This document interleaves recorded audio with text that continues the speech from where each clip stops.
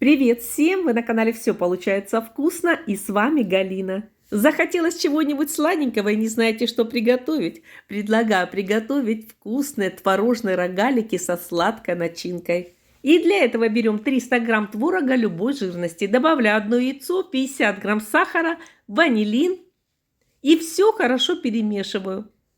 В другую миску всыпаю 300 грамм просеянной муки, добавляю 1/4 чайной ложки соли и чайную ложку разрыхлителя и все перемешиваю.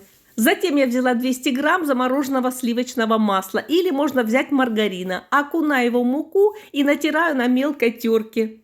И перетираю муку с маслом в крошку.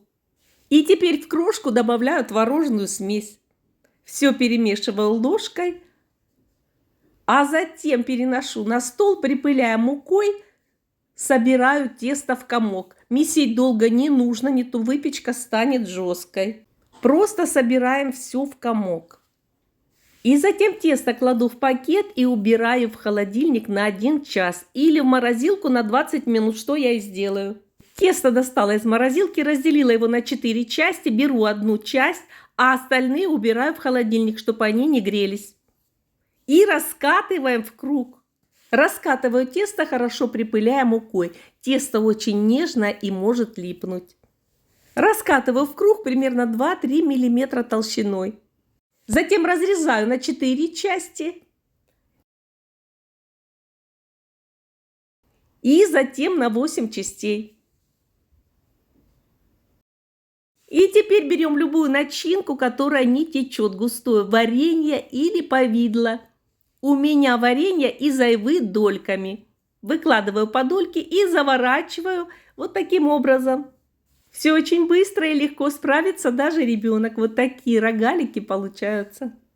Затем рогалики уложила на противень и смазываю их желтком с ложкой молока. И отправляю в духовку, разогретую до 190 градусов, вверх-вниз с конвекцией на 20 минут. И вот такие красивые, румяные, ароматные рогалики получились. Посмотрите, как они запеклись хорошо со всех сторон. И сейчас я разломлю и покажу вам, какие они внутри. Вот такое мягкое тесто. И посмотрите, оно такое, как будто слоистое. Так и просятся в рот. Ну какие же они нежные и вкусные.